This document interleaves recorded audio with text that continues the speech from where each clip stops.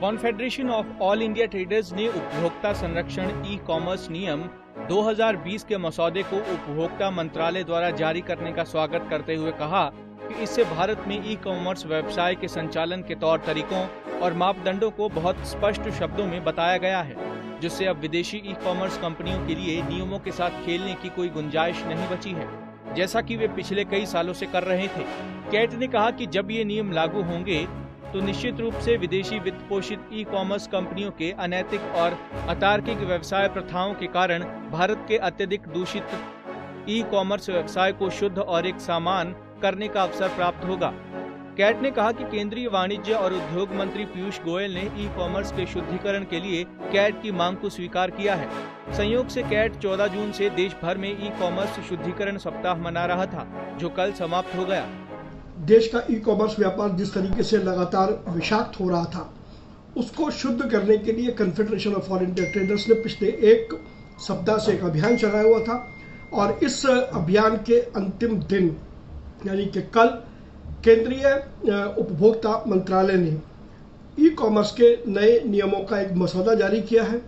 और ये मसौदा में जो प्रावधान दिए गए हैं, यदि वो इम्प्लीमेंट किए जाते हैं तो देश का ई कॉमर्स व्यापार एक नए परिवेश के अंदर दिखाई देगा, जहां व्यापारियों की और उपभोक्ताओं की दोनों की विश्वसनीयता रहेगी।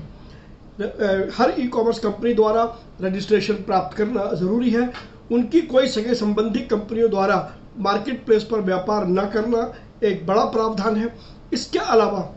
अन्य जो भी प्रावधान दिए गए हैं कि सभी विक्रेताओं का पूर्ण विवरण होना चाहिए, कंट्री ऑफ ओरिजिन के विषय में जिक्र किया गया है, वो अपने आप में बेहद महत्वपूर्ण है और इस महत्वपूर्ण पहल के लिए हम केंद्रीय वाणिज्य मंत्री और उपभोक्ता मामलों के मंत्री श्री पीयूष गोयल को आभार व्यक्त करते हैं कि उन्होंने हमारी बात को सुना और एक नए सिरे से देश के ई कॉमर्स व्यापार को परिभाषित किया है। कैट के राष्ट्रीय महामंत्री प्रवीण खंडेलवाल ने नियमों मसौदे के जारी होने पर प्रसन्नता व्यक्त करते हुए कहा कि ये नियम लागू होते ही भारत का ई कॉमर्स व्यापार पूरी तरह बदल जाएगा। उन्होंने कहा कि ये संतोष की बात है कि पीयूष गोयल ने छोटे व्यापारियों को हो रही कठिनाइयों को महसूस करते हुए अपने वायदे और उनके द्वारा की गई घोषणाओं के अनुसरण में नियमों का मसौदा तैयार किया है, जिससे प्रत्येक कंपनी, फिर चाहे वो देसी हो या विदेशी, उसको देश के नियमों का पालन करना अनिवार्य हो जाएगा। इन नियमों के लागू होने से अब देश का प्रत्येक छोटा व्यापारी भी ई कॉमर्स को अतिरिक्त व्यवसाय के रूप में अपना सकेगा। कैट के राष्ट्रीय महामंत्री खंडेलवाल ने ये भी कहा कि इन नियमों में मार्केट प्लेस पर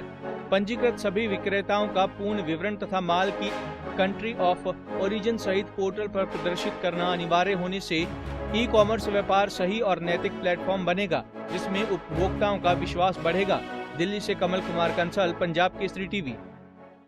हमसे जुड़े रहने के लिए हमारे YouTube चैनल को सब्सक्राइब करें और नई वीडियो की नोटिफिकेशन के लिए बेल आइकॉन को दबाएं। अगर आप ये वीडियो Facebook पर देख रहे हैं तो लाइक जरूर करें और ज्यादा से ज्यादा शेयर करें। धन्यवाद।